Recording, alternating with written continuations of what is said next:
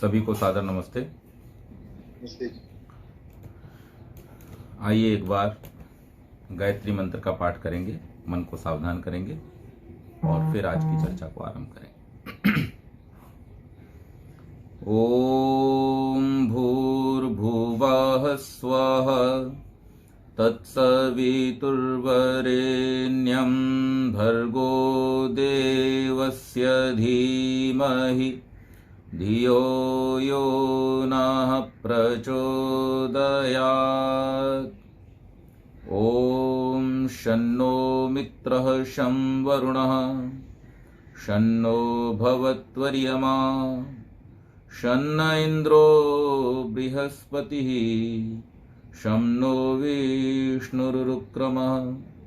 नमो ब्रह्मणे नमस्ते वायो त्वमेव प्रत्यक्षं ब्रह्मासि त्वामेव प्रत्यक्षं ब्रह्म वदिष्यामि।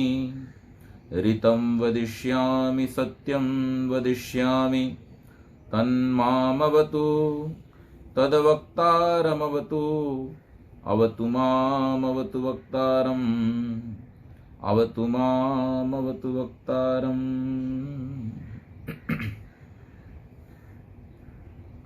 वंदनीय मातृशक्ति, विद्वज्जन, आर्य समाज मुंबई काकड़बाड़ी के समस्त पदाधिकारीगण, देश के भिन्न भिन्न भागों से जूम और फेसबुक लाइव के माध्यम से जुड़े हुए समस्त युवा साथियों,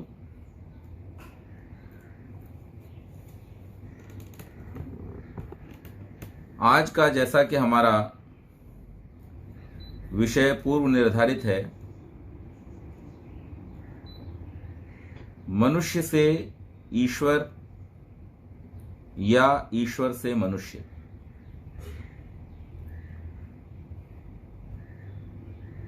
आदिकाल से ही ये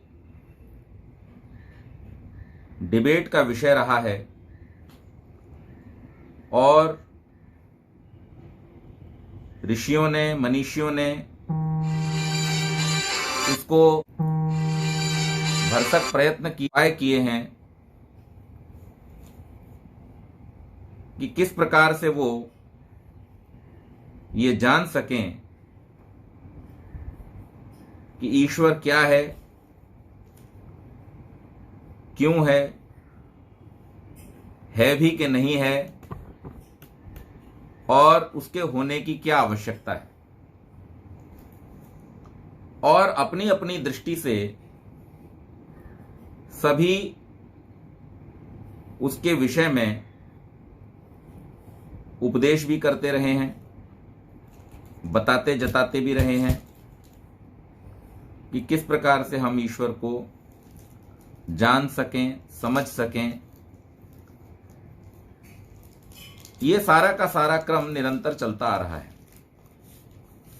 लेकिन फिर भी आश्चर्य की बात यह है कि इस संसार में सबसे अधिक भ्रम अगर किसी बात को लेकर के है और सबसे अधिक विवाद का विषय अगर कोई इस संसार में दिखाई देता है तो वो ईश्वर का अस्तित्व ही है। कि ईश्वर है, अगर इस बात पर सहमत हो गए हैं लोग, तो वो कैसा है और किन पर उसकी कृपा होती है, किन पर उसकी कृपा नहीं होती है, ये भी एक डिबेट का विषय बना रहता है, एक डिस्कशन का विषय बना रहता है। तो आज हम इसी विषय पर थोड़ी सी चर्चा करेंगे। सबसे पहले तो हम इस बात पर विचार करें कि ईश्वर क्या है, कैसा है और क्या हम उसे जानते हैं या नहीं जानते हैं। हम सभी ने बचपन से महर्षि दयानंद सरस्वती के ग्रंथों को पढ़ा है, आर्य समाज के नियमों को पढ़ा है और उन नियमों में हम ये पढ़ते आ रहे हैं कि सब सत्य विद्या और जो पदार्थ विद्या से जाने जाते हैं उन सब का आदिमूल परमेश्वर है। आगे स्वामी जी लिखते हैं, ईश्वर कैसा है? सच्चिदानंद स्वरूप, निराकार, सर्वशक्तिमान, न्यायकारी, दयालु, अजन्मा, अनंत, निर्विकार, अनादि, अनुपम, सर्वाधार, सर्वेश्वर, सर्वव्यापक, सर्वांतर्यामी, अजर, अमर, अभय, नित्य, पवित्र और सृष्टिकर्ता। अभी आदरणीय आचार्य जी ने इन नियमों का पाठ किया भी था। ऐसा हम ईश्वर के विषय में सुनते आ रहे हैं और हमारी कहीं ना कहीं जो कल्पना है उसका यह हिस्सा है कि ईश्वर के इस स्वरूप को हमने स्वीकार किया हुआ है। लेकिन प्रश्न यह है कि क्या ईश्वर का यह स्वरूप हमारी कल्पना तक है या हमारे मन की गहराइयों तक उतर करके हमने इसके माध्यम से कभी ईश्वर के आनंद, उसके साक्षात्कार को करने की जो प्रक्रिया है उसका भी अनुभव किया है। देखिए, शब्द जो है वो निर्जीव है। जैसे पुस्तकें निर्जीव हैं, ऐसे ही शब्द भी निर्जीव है। और आप शब्दों को बोलते रहिए, बोलते रहिए, बोलते रहिए, ईश्वर न्यायकारी है, ईश्वर न्यायकारी है, ईश्वर दयालु है, ईश्वर दयालु है। लेकिन अगर उन गुणों को हमने आत्मसात न किया, अपने जीवन में धारण न किया, तो फिर वो निर्जीव शब्द जो हैं वो हमारे जीवन में किसी भी प्रकार का सकारात्मक परिवर्तन, किसी भी प्रकार की उन्नति का मार्ग प्रशस्त करने में सक्षम नहीं हो सकेंगे। और इसलिए ईश्वर का भजन करना बहुत आवश्यक है, ईश्वर की स्तुति करना बहुत आवश्यक है, उससे प्रार्थना करना और उसकी उपासना का प्रयास करना बहुत आवश्यक है। और इस मार्ग पर हमें निरंतर सप्रयत्न आगे बढ़ना चाहिए। इसे हमें केवल एक फॉर्मेलिटी के रूप में नहीं करना चाहिए, बल्कि इसको हमें एक पुरुषार्थ के रूप में, एक जीवन लक्ष्य रूपी कार्य के रूप में इसको हमें अपने जीवन में समाहित करना चाहिए। आमतौर पर जो उपासना करते हुए लोग देखे जाते हैं, संध्या आदि जो आर्य समाज से जुड़े हुए लोग करते हैं, या जो लोग मंदिरों आदि में जाते हैं, वो लोग वहां पर जो भी अपना कर्म कांड करते हैं, यज्ञ आदि जो लोग करते हैं, उन सबके करने में क्रिया भाव अधिक प्रधान रहता है और जिस उद्देश्य से वो किया जा रहा है उस उद्देश्य की अप्रधानता हो जाती है। और इसका मैं आपको एक जीता जागता उदाहरण ऐसा देता हूं कि आपको अभी स्पष्ट हो जाएगा कि वो किस प्रकार से और मैं क्या कहना चाह रहा हूं। जैसे आपने आमतौर पर देखा होगा कि जब हम यज्ञ आदि कर रहे होते हैं, यहां तक कि जब हम संध्या भी कर रहे होते हैं, और उस समय में कोई व्यक्ति, कोई विशिष्ट व्यक्ति अगर वहां पर उपस्थित हो जाए, तो हम संध्या से ध्यान हटा करके उनको निर्देश देने में लग जाते हैं। उनके लिए हम हाथ जोड़ करके और फिर उनको ये बताने में लग जाते हैं कि आपकी कुर्सी कहां पर है। यज्ञ के समय पर भी ऐसा ही होता है, जबकि महर्षि दयानंद ने स्पष्ट रूप से इसका निषेध किया है कि किसी भी बड़े से बड़े व्यक्ति के आने पर भी उपासना के समय में व्यवधान नहीं उत्पन्न करना चाहिए और पहले उस सबसे विशिष्ट, सर्वोत्कृष्ट, सर्वशक्तिमान, सब प्रकार की दया के करने वाले परमात्मा के प्रति अपना सम्मान रखना चाहिए और बाकी सब दूसरे तीसरे चौथे स्थान पर आते हैं।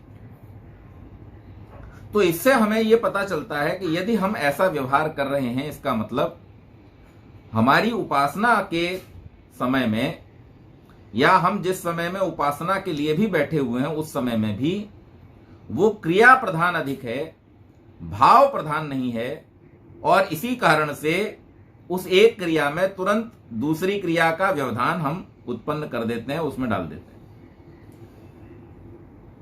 तो हमें यह देखना है कि हम ईश्वर स्तुति का जो कार्य करते हैं उसको हम किस प्रकार से करते हैं। अब इसका कारण क्या है वो आज के विषय से स्पष्ट होगा। ईश्वर स्तुति जब हम करते हैं तो हम उस ईश्वर की स्तुति कर रहे होते हैं जिसको हम मानते हैं। जैसा हम मानते हैं और जैसा हमने शब्दों के माध्यम से सुना है वैसे ईश्वर की हम स्तुति कर रहे होते हैं, उसी से हम प्रार्थना कर रहे होते हैं। यानी अगर इसको और गहराई से चिंतन करें तो पता चलता है कि हम अपनी ही कल्पना के किसी ईश्वर के साथ में बैठे होते हैं, और चूंकि हम अपने कल्पित ईश्वर के साथ में बैठे हुए होते हैं तो इसलिए हम उस पर अपना ये अधिकार समझते हुए कि ये ईश्वर तो हमारा ही है, हमने ही इसको स्तुति करके ईश्वर बनाया है, और इसलिए हम उसकी उपस्थिति में भी दूसरों को अधिक महत्व देते हुए अपनी उपासना में व्यवधान को स्वीकार कर लेते हैं। लेकिन वास्तव में क्या ईश्वर उपासना के समय में, ईश्वर स्तुति के समय में इस प्रकार के व्यवधानों का होना चाहिए? तो वास्तव में पता चलता है कि नहीं, क्योंकि परमेश्वर से ऊपर कोई नहीं है, परमेश्वर से उत्कृष्ट कोई नहीं है, इसलिए हमें इस प्रकार के किसी भी व्यवधान को स्वीकार नहीं करना चाहिए।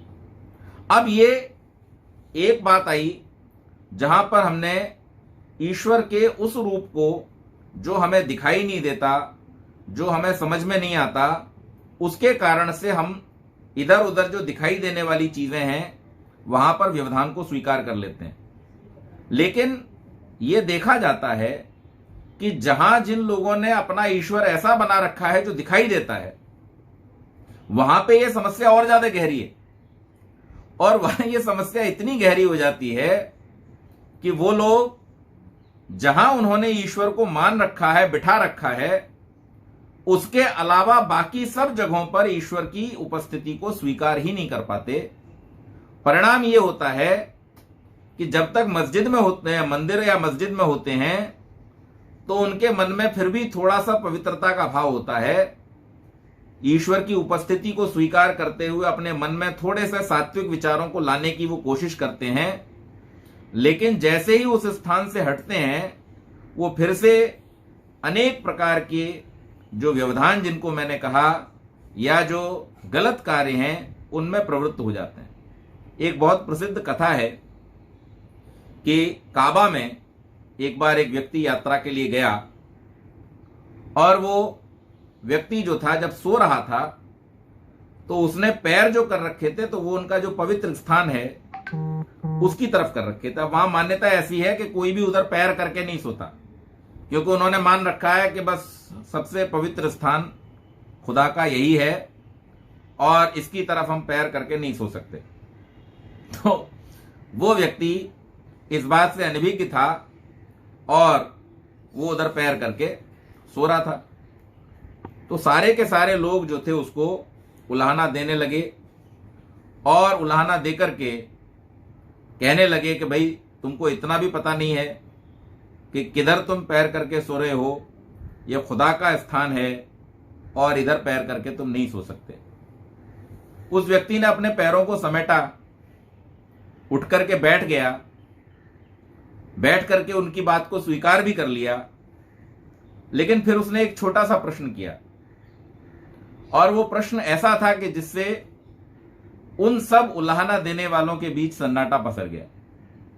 उस व्यक्ति ने उनसे पूछा, अच्छा आपकी बात को मैं मानता हूं और माफी मांगता हूं, निश्चित रूप से मेरी अनभिज्ञता के कारण ये गलती मुझसे हुई है कि मैंने खुदा के स्थान की तरफ पैर करके सो गया।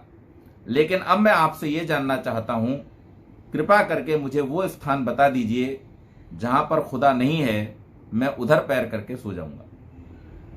और जब ये बात उसने उन लोगों से कही तो उनके पास में इसका कोई उत्तर नहीं था, क्योंकि ये कहने वाले भी इस बात को जानते और मानते हैं कि खुदा हाजिर नाजिर है, वो सब जगह मौजूद है, वो सर्वत्र व्यापी है। हम भी इस बात को कहते हैं, ईशावास्यम इदम सर्वम यत् किंच जगत्याम जगत। वो परमेश्वर इस कण कण, इस संसार के कण कण में व्यापक हो रहा है, हर दिशा उससे आच्छादित है, और यहां तक कि कोई भी ऐसा स्थान इस संसार का नहीं है जिसमें वो परमात्मा रमा हुआ न हो, बसा हुआ न हो। तो शायर कहता है कि जाहिद शराब पीने दे मस्जिद में बैठकर, या वो जगह बता दे जहां पर खुदा ना हो। तो खुदा तो सब जगह है, परमेश्वर सब जगह है, और सब जगह होने के कारण से हमें अपनी मान्यता को ठीक करना होगा, हमें अपनी विचारधारा को ठीक करना होगा, और इस बात पर हमें विचार करना होगा कि हम वास्तव में उस ईश्वर की उपासना करते हैं जिसने इस संसार को बनाया है, या हमने अपनी उपासना के लिए कोई तथाकथित मनगढ़ंत ईश्वर खुद गढ़ लिया है और उसी की उपासना से हम अपने आप को प्रसन्न कर लेते हैं और ये मान लेते हैं कि हमने तो उपासना कर ली और हमारा काम हो गया।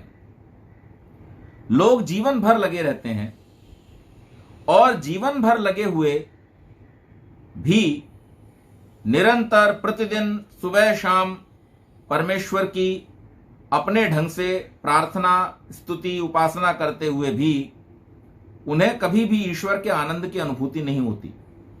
ये बात हर व्यक्ति अपने मन में अच्छी प्रकार से जानता है कि मैं कितने वर्षों से ये कर रहा हूं, और उसके बावजूद भी मुझे जिस आनंद की व्याख्या की जाती है, जिस ईश्वर के साक्षात्कार की व्याख्या की जाती है, वो प्राप्त नहीं हुआ। उसका कारण क्या है? उसके दो कारण हैं। पहला कारण है, आप देखिए, हर चीज अपने केंद्र की ओर भागती है। उसकी गति किधर होती है? केंद्र की ओर। और जो केंद्र की ओर गति है, तो निश्चित रूप से हम जिस चीज का साथ पकड़ेंगे हम उसी की ओर आगे बढ़ेंगे। इसलिए जब कोई व्यक्ति परमात्मा की प्राप्ति के मार्ग पर आगे बढ़ता है, तो उसमें जो सबसे बड़ी बाधा उसके साथ में उत्पन्न होती है वो है अहंकार का भाव। अब ये अहम भाव क्या होता है? देखिए, हमारा ये शरीर जो है वो पार्थिव है, पार्थिव कणों से बना है, मिट्टी से बना है, और इसका जो केंद्र है वो पंच महाभूत है, प्रकृति है। जिस व्यक्ति की गति अपने शरीर की ओर होगी, अर्थात जो अपने जीवन के कार्यों को शरीर की तुष्टि के लिए, शरीर की रक्षा के लिए और शरीर के ही साधनों की प्राप्ति के लिए केंद्रित कर देगा, उस व्यक्ति का अहंकार भाव कभी समाप्त नहीं होगा, निरंतर तुष्ट होता जाएगा, पुष्ट होता जाएगा और बढ़ता जाएगा। उसका परिणाम क्या होगा कि जब वो भक्ति करने बैठेगा तब भी उसके मन में यह भाव होगा कि मैं तो भक्ति कर रहा हूं। वो परमात्मा तक को लाना देता, अरे परमात्मा, मैं तुम्हारी रोज 2 घंटा भक्ति करता हूं, रोज तुम्हारे गीत गाता हूं, और फिर भी तुम जो है वो मुझे जो मुझे चाहिए वो नहीं देते। ऐसे भाव उसके मन में आते हैं, ये पाश उसके मन में आते हैं, और इनके कारण से उसका अहम भाव निरंतर बढ़ता चला जाता है। अहंकार के भाव से परमात्मा की प्राप्ति में तो बाधा होती ही होती है, लेकिन साथ ही साथ में उसका जो सांसारिक ताना बाना है, जिन लोगों के बीच में वो रहता है, उन लोगों से भी उसकी दूरी बढ़ती जाती है। क्यों बढ़ती जाती है? क्योंकि ये अहंकार मन को पाषाण की तरह कठोर बना देता है, पत्थर की तरह कठोर बना देता है, और जहां पर कठोरता होगी वहां पर संवेदनशीलता नहीं रह सकती, वहां पर प्रेम का भाव नहीं रह सकता, और उस प्रेम और संवेदनशीलता के अभाव में, सरलता के अभाव में वो व्यक्ति दूसरों से दूर होता चला जाता है। उनसे कटता चला जाता है और जिस प्रेम के कारण उसको उस परमेश्वर की प्राप्ति हो सकती थी वो उससे वंचित रह जाता है, उससे दूर हो जाता है।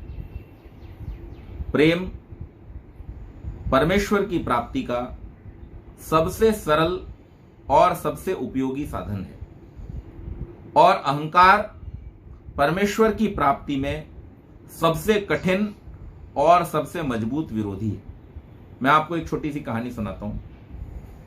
एक बार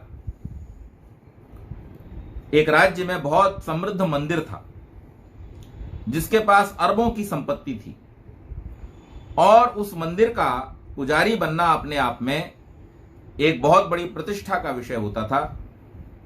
जब उस मंदिर का पुजारी बूढ़ा होने लगा तो उसने ये विचार किया कि अब मुझे यहां पर दूसरे पुजारी की नियुक्ति कर देनी चाहिए और दूसरे पुजारी की नियुक्ति के लिए उसने घोषणा कर दी। उसने कहा कि जो भी इस राज्य का सबसे शक्तिशाली व्यक्ति होगा मैं उसे इस मंदिर का पुरोहित नियुक्त करूंगा। जब यह घोषणा लोगों ने सुनी तो बड़े बड़े शरीर से जो तगड़े लोग थे, शक्तिशाली लोग थे, वो उस मंदिर का पुजारी बनने की प्रतिस्पर्धा में चल पड़े और अपनी शक्ति के प्रदर्शन के लिए, क्योंकि मंदिर पहाड़ के ऊपर था, उन्होंने भारी भारी पत्थर अपने कंधों पर उठा लिए, ये दिखाने के लिए कि देखो हम कितने शक्तिशाली हैं। इस पत्थर के बोझ को उठा करके हम इतने ऊंचे पहाड़ पर चढ़ करके मंदिर में यहां पर उपस्थित हुए हैं, ये हमारी शक्ति है और निश्चित रूप से जो मंदिर का पुजारी है वो हमारी इस शक्ति से प्रभावित होगा और प्रभावित होकर के हमको पुजारी नियुक्त कर देगा। तो लोग चल पड़े। पहाड़ बहुत ऊंचा था तो उस पत्थर के बोझ तले वो लोग धीरे धीरे थोड़ा थोड़ा चढ़ पाते थे। एक दिन हुआ, विश्राम किया, दूसरे दिन चढ़े। कुछ लोग पहले दिन ही शक्तिहीन हो गए, वो लौट गए। कुछ लोग शक्ति से अधिक प्रयास करने के कारण से घायल हो गए, परेशान हो गए, चुटेल हो गए, उनको ले जाया गया। कुछ लोग जो और मजबूत थे वो तीसरे दिन भी चढ़ते रहे, लेकिन फिर अंततोगत्वा उस भारी पत्थर के बोझ के कारण से वो ऊपर नहीं पहुंच पा रहे थे। और उन्हीं के बीच में एक सामान्य शरीर का व्यक्ति था जो बिना कोई पत्थर लिए आराम से चढ़ता जा रहा था। ये सारे लोग जो बड़े बड़े पत्थर लेकर के ऊपर जा रहे थे उसको देख करके हंसते थे, उसका मजाक उड़ाते थे कि देखो ये आदमी, ये अपनी शक्ति का क्या प्रदर्शन करेगा, इसके अंदर तो कोई शक्ति है ही नहीं, इसने कुछ भी उठाया ही नहीं और ये ऐसे ही चला जा रहा है। खैर, ये लोग पत्थरों को उठाते धीरे धीरे चढ़ रहे थे और ये व्यक्ति बिना पत्थर के ऊपर जाकर के पहुंच गया। कुछ लोग जो ऊपर पहुंचे बड़े आशावान थे कि अब तो हम इतना भारी बोझ लेकर के ऊपर तक पहुंच गए हैं, निश्चित रूप से पुजारी जी अब हमारा सिलेक्शन कर ही लेंगे। लेकिन जब वहां पर पहुंचे तो उन्हें बड़ा आश्चर्य हुआ देख करके कि वो जो मरियल सा आदमी था, सामान्य से कदकाठी का आदमी था, जो बिना किसी बोझ को लेकर के ऊपर चढ़ रहा था, उस व्यक्ति की वहां पर तब तक नियुक्ति की जा चुकी थी। और उन सब लोगों का स्वागत सत्कार जब मंदिर के मुख्य पुजारी ने किया तो उनके साथ में वो भी पुजारी के रूप में वहां पर उपस्थित था। अब इन लोगों ने बड़ी शिकायत की, अपनी शिकायत को पुजारी जी के सामने रखा, राजा साहब के सामने रखा कि महाराज बतलाइए, हम तो इतना सारा बोझा उठा करके लेकर के यहां पर आए हैं, हमसे कहा गया था कि जो शक्तिशाली व्यक्ति है उस शक्तिशाली व्यक्ति को यहां पर नियुक्त किया जाएगा। हम यहां पर बोझ लेकर के पहुंचने के कारण से देर से पहुंच पाए और यह व्यक्ति तो किसी भी बोझ को लिए बिना यहां पर आ गया है, तो इसकी नियुक्ति किस आधार पर कर दी गई। तो राजा ने एक प्रश्न किया कि सबसे पहले तो आप ये बतलाइए कि आपको ये किसने कहा था कि आपको बोझ उठा करके लाना है। आपने बोझ को उठाने का निर्णय स्वयं लिया और इसलिए लिया क्योंकि आप दिखाना चाहते थे कि आप में कितनी शक्ति है। आप यहां पुजारी के पद के लिए आ रहे थे। आपकी शक्ति आपके अहंकार में नहीं, आपके समर्पण में थी। आपने अपनी शक्ति को ठीक तरह से पहचाना नहीं और आप शारीरिक बल को लेकर के, छोटे छोटे पत्थरों को लेकर के यहां भगवान के सामने शक्ति प्रदर्शन करने चले आए। अरे आप जिस पृथ्वी के एक छोटे से हिस्से को उठा करके यहां ला करके कह रहे हैं मैं शक्तिशाली हूं, ऐसी पृथ्वियों और ऐसी पृथ्वियों से भी लाखों गुने बड़े बड़े ग्रहों और नक्षत्रों को वो परमात्मा आकाश में ऐसे उड़ाता है जैसे पक्षी उड़ते हैं। वही इनका निर्माण करता है और समय आने पर वही इनका संहार कर देता है। उसके सामने आपके ये पत्थर के छोटे छोटे टुकड़ों को उठाने की शक्ति किसी काम की नहीं है। वास्तव में तो उसके सामने जिस शक्ति की आवश्यकता है वो इस व्यक्ति के पास है। इसने बिना किसी अहंकार के, अपने शक्ति के, शारीरिक शक्ति के बिना किसी प्रदर्शन का ध्यान रखते हुए केवल मात्र समर्पण भाव से यहां पर उपस्थित होकर के अपने आप को परमेश्वर की सेवा के लिए, भगवान की सेवा के लिए समर्पित कर दिया, मंदिर की सेवा के लिए समर्पित कर दिया। निश्चित रूप से आप शारीरिक बल की प्रतियोगिता में तो जीतने के अधिकारी हो सकते हैं, लेकिन मंदिर के पुजारी बनने के आप अधिकारी नहीं हो सकते। तो जब बात परमात्मा की प्राप्ति की आती है, वहां पर सबसे पहला हमारा जो बोझ है अहंकार का, उस अहंकार के बोझ को हमें उतार करके रखना होता है। और जब तक हम अहंकार के बोझ को उठा करके नहीं रखेंगे तब तक हम परमात्मा की ओर आगे नहीं बढ़ सकते। और जैसा मैंने कहा, इस अहंकार के कारण से हमारे मन के अंदर जो सत्य है, जो शिव है, जो सुंदर है, अर्थात जो प्रेम का भाव परमात्मा ने हमको दिया है, वो इस अहंकार के कारण से नष्ट होता चला जाता है। आज हम संसार में धर्म देखें, धर्म के नाम पर जो बातें आज संसार में की जा रही हैं, ईश्वर के नाम पर जो बातें आज संसार में की जा रही हैं, ये वास्तव में मनुष्य के ही अहंकार की अभिव्यक्ति है। सूक्ष्म रूप से जब आप इसको एनालाइज करेंगे तो आपको पता चलेगा कि रोज एक नया भगवान तैयार हो जाता है और हर व्यक्ति अपने हिसाब से भगवान को गढ़ देता है। आप देखें, आप विश्व के अनेक अनेक भागों में जाइए, देश के ही अनेकानेक भागों में आप जाइए, तो आपको ईश्वर के बहुत सारे स्वरूप दिखाई देंगे। जहां पर लोग गोरे हैं वहां पर ईश्वर गोरा है, जहां पर लोग काले हैं वहां पर ईश्वर भी काला है, जहां पर लोग ऊंची नाक के हैं वहां ईश्वर की नाक भी ऊंची है, और जहां पर लोग चपटी नाक के हैं वहां पर ईश्वर की नाक भी चपटी कर दी गई। ऐसी अभिव्यक्ति करना यह निश्चित रूप से हमारे अहंकार की ही अभिव्यक्ति है। मैं आपको एक और उदाहरण इसके विषय में देता हूं।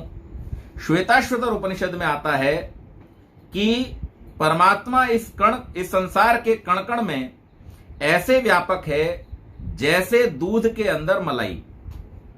और वहां पर जो शब्द प्रयोग किया गया है वो क्षीर का प्रयोग किया गया है। दुग्ध के लिए क्षीर का प्रयोग होता है।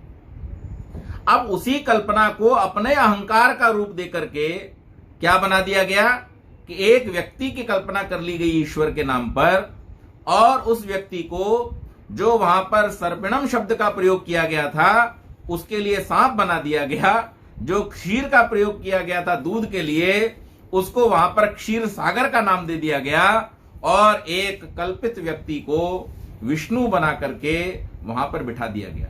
अब वहां व्यापकता की बात की जा रही थी परमात्मा की, वहां पर बतला दिया गया कि विष्णु जो है वो एक ऐसा परमात्मा है जो इस संसार के कण कण में व्यापक हो रहा है। वो क्षीर सागर में बैठता है और उसकी शैया जो है वो सर्प की बनी हुई। तो ये वास्तव में क्या है? हमारी मन की कल्पनाओं का। तो हमें सबसे पहले ये विचार करना होगा, इस बात पर हमें गौर करना होगा कि हम वास्तव में इस संसार के बनाने वाले ईश्वर को जानते हैं, मानते हैं, उसी की उपासना करते हैं, या हम अपने अहंकार के कारण से, अपने विचारों से गढ़े हुए किसी ईश्वर के प्रसन्न करने में दिन रात लगे रहते हैं। आज आपने लोगों को ऐसे भी देखा होगा जो ईश्वर को जगाते हैं, ईश्वर को खिलाते हैं, ईश्वर को चंदन लगाते हैं, ईश्वर को दिया दिखाते हैं, और जाने क्या क्या करते हैं। उन्होंने अपने घर में ईश्वर पाल रखे हैं, और जैसे हम अपने घर के बच्चों को खाना खिलाते हैं वैसे ही वो कहते हैं जी हमारे तो श्याम सुंदर का खाना खाने का वक्त हो गया, अब हम उन्हें खाना खिलाएंगे। आज समाज में एक भजन गाया जाता है, उसकी कुछ पंक्तियां बड़ी महत्वपूर्ण हैं कि खिलाता है जो सब जग को, उसे कैसे खिलाऊं मैं। तुम हो निर्लेप नारायण, कहां चंदन लगाऊं मैं। उनको दीपक दिखाना एक अपमान करना है। जिसकी ज्योति से सूर्य और चंद्र रोशन हो रहे हैं, प्रकाशित हो रहे हैं, उसको दिया दिखाना एक अपमान करना है। तो ऐसे परमात्मा को हम घर में एक छोटे से स्थान में बंद करके और ये मान लेते हैं कि उस खिलौने के सामने, उस मूर्ति के सामने हमने अगर कुछ रख दिया तो हमारा काम हो गया। वास्तव में हम उस ईश्वर को जान ही नहीं पाते और हमारा जो जीवन लक्ष्य है ईश्वर की प्राप्ति का, वो कहीं ना कहीं छूट जाता है। तो फिर क्या करें, कैसे ईश्वर को जानेंगे और कैसे ईश्वर को प्राप्त करेंगे, ये बात महत्वपूर्ण हो जाती है। और इसके लिए हमारे ऋषियों ने हमको बहुत ही सरल मार्ग बतलाया है। सरल मार्ग केवल सरल मार्ग नहीं, वो सरलता का मार्ग है। और जितना जितना हम सरलता से उस पर आगे बढ़ते हैं, अपने जीवन में जितना जितना हम सरल होते चले जाते हैं और कॉम्प्लिकेशंस को समाप्त करने का प्रयास करते हैं, उतना उतना हमें उस मार्ग पर सिद्धि प्राप्त होती जाती है, सफलता प्राप्त होती जाती है। मैंने जैसा कहा कि जो प्रेम है वो ईश्वर प्राप्ति का मार्ग है। प्रेम अपने आप में एक साधना, एक योग है। प्रेम करना हर व्यक्ति नहीं जानता। हर व्यक्ति प्रेम से जुड़ करके संसार को अपना समझने लगे, केवल इतनी घोषणा कर देना कि वसुधैव कुटुंबकम को हम मानते हैं, ये काफी नहीं है। इसको जीवन में आत्मसात करना, और जीवन को इसमें आत्मसात आप तब कर पाते हैं जब आप सच्चे प्रेम को समझ करके अपने जीवन में उस प्रेम के भाव को अपनाते हैं। लेकिन प्रेम को अपनाना साधना जन्य है, प्रेम को अपनाना योग की श्रेणी में आता है, और उसको अपनाते समय बहुत सावधानी की आवश्यकता होती है। क्योंकि अगर प्रेम सात्विक रहा तो ये सुख और मोक्ष की उपलब्धि कराएगा, लेकिन अगर प्रेम भी आपने गलत दिशा में कर लिया तो ये वही सब करेगा जो आज संसार में होता दिखाई देता है। लोग कहते हैं हमारे ईश्वर का अपमान कर दिया, हमारे धर्म का अपमान कर दिया, हमारी भावनाओं को ठेस पहुंचा दी, और इसके नाम पर संसार में झगड़े होते हैं, लड़ाइयां होती हैं, युद्ध होते हैं। क्यों होते हैं? हमारा ईश्वर मतलब क्या? तो उन्होंने ईश्वर को वास्तव में समझा ही नहीं। जो प्रेम को समझ लेता है वही वास्तव में ईश्वर को समझ पाता है। और इसके लिए हमारे जो ऋषि मुनि हैं, उन्होंने हमें एक बहुत ही सुंदर मार्ग बतलाया, जो उपासना का वास्तविक मार्ग है, जिसको हम योग का मार्ग कहते हैं। और उसमें एक एक चीज इतनी महत्वपूर्ण है, एक एक चीज इतनी विलक्षण है कि जिसके माध्यम से, योग के माध्यम से हमको ईश्वर का सही स्वरूप प्राप्त होता है। आप देखिए कमाल की बात कि जिन लोगों ने वास्तविक मार्ग बतलाया, उन्होंने कभी यह दावा नहीं किया कि वो आपको ईश्वर का दर्शन करा देंगे। नहीं, उन्होंने आपको केवल प्रेरित किया कि आप इस मार्ग पर चलिए, और इस मार्ग पर चलते हुए आपको स्वयं ही उस ईश्वर की प्राप्ति करनी पड़ेगी। ईश्वर को कोई भी संसार में दूसरे को प्राप्त नहीं करा सकता। उसके आनंद को, उसके स्वरूप को समझने के लिए जो कुछ भी प्रयत्न है वो आपको स्वयं को करना होगा।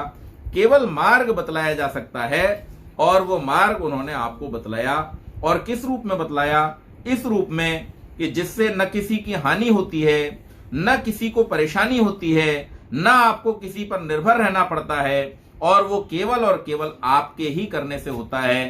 क्योंकि ईश्वर और आपके बीच में जब तक कुछ भी रहेगा, तब तक आप ईश्वर को प्राप्त नहीं कर सकते। तो इस संसार के बनाने वाले सच्चे ईश्वर को प्राप्त करने के लिए जो मार्ग है वो योग का मार्ग है, जिसमें यम नियम आसन प्राणायाम प्रत्याहार धारणा ध्यान समाधि के माध्यम से ईश्वर की सिद्धि होती है। वहां पर ही आपको पहुंचना पड़ेगा, उसके अलावा और कोई मार्ग नहीं। कारण क्या है? क्योंकि एक एक स्टेप आपको उसकी ओर लेकर के जाता है। सबसे पहले स्टेप रखा गया अहिंसा, और अहिंसा से आपको किस चीज की सिद्धि होती है? अहिंसा से आपको वैर त्याग की सिद्धि होती है। मैं संक्षेप में रखूंगा, इस विषय को मैं कई बार कह चुका हूं, इसलिए इस पर ज्यादा व्याख्यान नहीं करूंगा। लेकिन जो उसके लाभ हैं, उन लाभों को हमें दोहराना चाहिए, और हमें अपने विचार श्रृंखला में उसको लाना चाहिए। हम ये समझ सकें कि आखिर ऋषि ने हमको अगर ये मार्ग बतलाया है तो इस मार्ग से हमें उपलब्धि क्या होती है, किस स्टेप पर किस कार्य को करने से हमको क्या सिद्धि प्राप्त होती है, वो हमें जानना बहुत आवश्यक है। और जब तक हम उसको नहीं जानेंगे तब तक हम वास्तव में उसका लाभ नहीं ले सकते। तो सबसे पहला क्या है, सबसे पहला अहिंसा है। और अहिंसा से क्या होता है, हमारे मन से वैर का सर्वथा अभाव हो जाता है, वैर का त्याग हो जाता है। और जब वैर का त्याग हो जाता है, अभिद्रोह हो जाता है, तो फिर उसके कारण से हमारे मन में प्रेम का एक स्वतः प्रवाह जो है वो सबके लिए होने लगता है। उसमें फिर किसी प्रकार की व्यवधान की गुंजाइश नहीं रहती, स्थिति नहीं रहती। और उसके बाद दूसरा सत्य। सत्य से क्या फायदा होता है, तो सत्य से फायदा यह होता है कि जब कोई व्यक्ति सत्य की प्रतिष्ठा कर लेता है, सत्य की सिद्धि कर लेता है, अर्थात वांग मनसो, जब वाणी से और मन से दोनों से जब वो यथार्थ वचन ही करता है, यथार्थ कार्य ही करता है, यथार्थ विचार ही करता है, तो ऐसे व्यक्ति के क्रियाफल का आश्रयत्व गुणों से युक्त हो जाता, अर्थात उसको इस बात की सिद्धि होती है कि वो अपने जीवन में जो भी कार्य करता है या जो भी कहता है उसमें उसे सिद्धता की, सिद्धि की प्राप्ति होती है। और इसके बाद तीसरा बतलाया अस्तेय। अस्तेय का फल क्या होता है, तो अस्तेय का अर्थ हम सामान्य रूप से जानते हैं कि चोरी न करना अस्तेय होता है, लेकिन अस्तेय का फल क्या है, अस्तेय प्रतिष्ठायाम सर्वरत्नोपस्थानम। अस्तेय की प्रतिष्ठा हो जाने पर, अर्थात यदि हम अपने मन से चोरी के भाव को हटा देते हैं, किसी भी प्रकार की चोरी के भाव को अगर हम हटा देते हैं, तो फिर निश्चित मानिए कि हमारे मन में सर्वरत्नों की उपस्थिति हमारे जीवन में होने की शक्ति आ जाती है। और इसलिए सबको चाहिए कि अपने मन से इस भाव को हटाएं। ये ईश्वर प्राप्ति के मार्ग पर चलने में बहुत आवश्यक है। इसी प्रकार से अगला जो पद है वो है ब्रह्मचर्य का। जितेंद्रियत्वम ब्रह्मचर्यम, इंद्रियों पर विजय प्राप्त करना, ये ब्रह्मचर्य कहलाता है। एक तो हमारे जो सामान्य शब्दों में कहा जाता है कि वीर रक्षा ब्रह्मचर्य है, लेकिन वीर रक्षा के लिए सारी इंद्रियों पर हमारा नियंत्रण होना चाहिए। हमारी आंख, हमारे कान, हम मंत्र बोलते हैं भद्रम कर्णे भी शृणुयाम देवा, भद्रम पश्येमाक्षभिर्यत्रा, हम कानों से भद्र सुने, हम आंखों से भद्र देखें, हमारे जीवन का प्रत्येक कार्य भद्रता लिए हुए हो और कोई भी अभद्र कार्य हम अपने जीवन में न करें। ये जो बात कही जाती है, की जाती है, ये इसीलिए प्रार्थना की जाती है कि उस भद्रता के माध्यम से हम ब्रह्मचर्य का पालन कर सकें, क्योंकि ब्रह्मचर्य में ही हमारे जीवन का भद्र अर्थात कल्याण छुपा हुआ है। और इससे लाभ क्या होता है, इससे आत्मिक और शारीरिक बल की वृद्धि होती है। ये आत्मिक और शारीरिक बल क्यों चाहिए, जीवन में जब आगे श्रेष्ठ कार्यों को करने के लिए आप प्रवृत्त होंगे तो उन कार्यों को करते समय आपको जहां एक और शारीरिक बल की आवश्यकता होती है, वहीं पर आत्मिक बल की भी बहुत आवश्यकता होती है। और वो आत्मिक बल जो है वो आपको केवल और केवल जितेंद्रियता के माध्यम से ही प्राप्त होता है। तो इसलिए ब्रह्मचर्य का जो पद रखा गया, क्रम रखा गया, वो भी बहुत महत्वपूर्ण है। और इसके बाद इससे आगे अपरिग्रह। आप सब जानते हैं कि अपने जीवन में आवश्यकता से अधिक साधनों को लेकर के आना, और यहां तक कहा जाता है, ऋषियों के माध्यम से उपदेश किया गया है कि अपनी आवश्यकताओं को बढ़ाना। कई बार जब मैं ये कहता हूं लोगों से कि भाई अपनी आवश्यकताओं से अधिक साधनों का संग्रह मत करो, तो लोग उसमें एक एक्सक्यूज दे देते हैं कि साहब आजकल आवश्यकताएं ही इतनी बढ़ गई हैं। तो केवल मात्र आवश्यकता भर के साधनों को इकट्ठा करना नहीं, बल्कि अपनी आवश्यकताओं को भी संकुचित करना, उनको कम करना, ये हमें जीवन में उन्नति की ओर लेके जाता है, सुख की ओर लेके जाता है। और अपरिग्रह के सिद्ध हो जाने पर जन्म के कथम भाव का ज्ञान होता है कि ये जन्म हमको क्यों मिला है। जब तक हम साधनों में इकट्ठे रहेंगे, साधनों को इकट्ठा करने में लगे रहेंगे, तब तक हमें जीवन के सही उद्देश्य का आभास नहीं हो सकता है। तो अपरिग्रह का लाभ क्या है, अपरिग्रह करने का उपदेश तो बहुत लोग देते हैं, लेकिन अपरिग्रह से लाभ क्या है इसको जान लीजिए। लाभ यह है कि जब आपके मन में अपरिग्रह की प्रवृत्ति घर कर लेती है, आप जब अपरिग्रह को सिद्ध कर लेते हैं और अपनी आवश्यकताओं को जैसे जैसे आप संकीर्ण करते चले जाते हैं, वैसे वैसे आपको अपने जीवन के उद्देश्य का आभास होता जाता है और आप उसकी ओर आगे बढ़ने के लिए प्रवृत्त होते हैं। इसके बाद फिर पवित्रता, शौच। शौच क्यों आवश्यक है? बाह्य और आभ्यंतर दोनों प्रकार की पवित्रता के बिना आप परमेश्वर की प्राप्ति के मार्ग पर आगे नहीं बढ़ सकते हैं। और पवित्रता इसलिए बहुत आवश्यक है कि उसके प्राप्त हो जाने से जो अपने शरीर से हमारा लगाव है, अब आप देखिए कितनी विलक्षण बात ऋषि ने कही है। हमारा शरीर जिसके पालने के लिए, जिसकी रक्षा के लिए हम अपने उद्देश्य को भूल जाते हैं और इसी के लिए साधनों को इकट्ठा करने में लगे रहते हैं, इस इकट्ठा करने के भाव से, इस शरीर पर ही केंद्रित रहने के भाव से हमको अगर कोई दूर करता है तो वो पवित्रता दूर करती है, शुचिता दूर करती है। क्योंकि जब हम अपने मन में शुचिता की सिद्धि करते हैं, पवित्रता की सिद्धि करते हैं, तब हमें पता चलता है कि हमारा ये शरीर तो गंदगी का भंडार है। अपनी इंद्रियों से ही हमको घृणा होनी शुरू हो जाती है, अपने शरीर से हमको घृणा होनी शुरू हो जाती है और हम ये प्रयास करने के लिए प्रवृत्त होते हैं कि जितना जल्दी हो सके हम प्रयास करके इस शरीर के बंधन से, जन्म मृत्यु के बंधन से मुक्त हो जाएं और हमारे जीवन का जो लक्ष्य है परमात्मा की प्राप्ति, उसको हम प्राप्त करने के लिए प्रवृत्त हों। तो शुचिता हमारे जीवन के लिए बहुत आवश्यक है। और इसके बाद संतोष।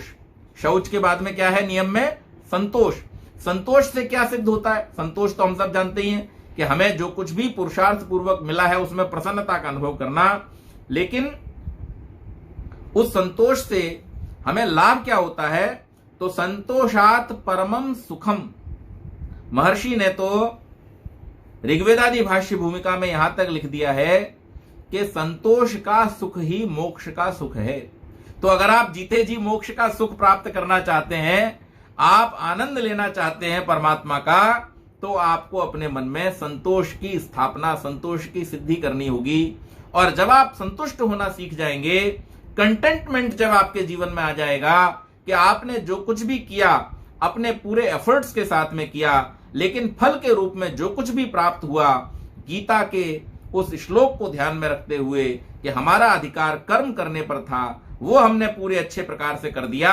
अब उसका जो भी फल परमात्मा की व्यवस्था से हमको मिला है वो हमारे लिए प्रसाद के समान है और उसे प्रसाद पूर्वक अर्थात प्रसन्नता पूर्वक ही हम स्वीकार करें। जब ऐसा भाव हमारे मन में आ जाता है तो ये सुख जो है वो संसार का सर्वश्रेष्ठ सुख है और इसके माध्यम से हमको बड़ी उपलब्धि होती है।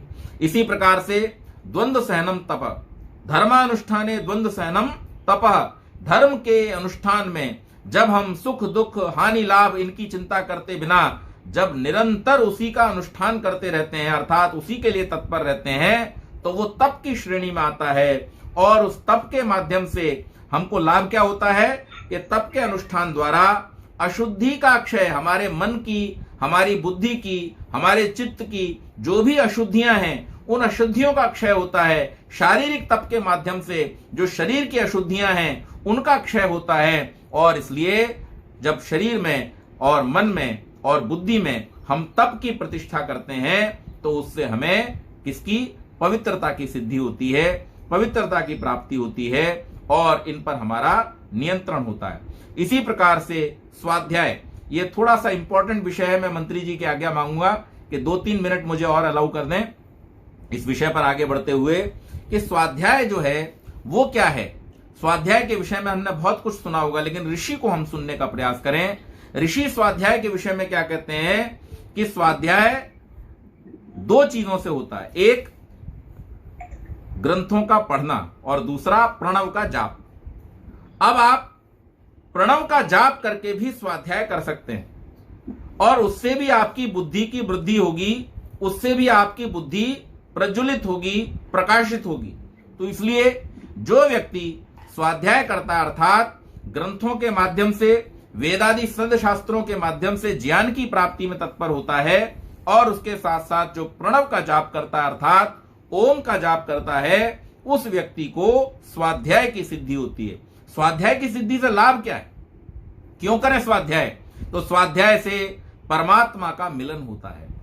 जो व्यक्ति पूरे तत्परता के साथ में स्वाध्याय को सिद्ध करता है, अर्थात जो वेदादि शास्त्रों के माध्यम से अपने ज्ञान की वृद्धि करता है और उस परमात्मा के निज नाम ओम का, प्रणव का उच्चारण करता है, जाप करता है, उसको परमात्मा का मिलन होता है, उसको परमात्मा की सिद्धि होती है। और जब उस परमात्मा का मिलन हो जाए तब आत्मा का परमात्मा में समर्पण कर देना, ये ईश्वर प्रणिधान कहलाता है।